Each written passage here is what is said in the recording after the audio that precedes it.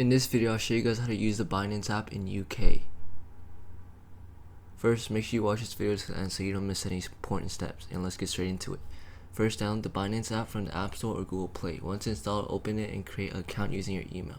Next, complete identity verification. This is required under UK regulations.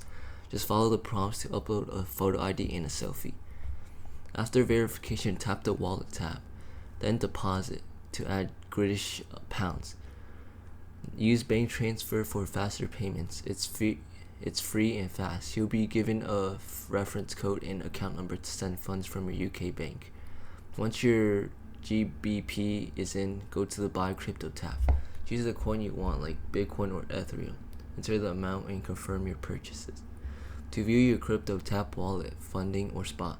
You can also explore, earn, convert, or trade, but note, advanced and certain features may be restricted in the UK due to FCA rules. And that's it. You're ready to use Binance in the UK. If this video helped, make sure you subscribe and like.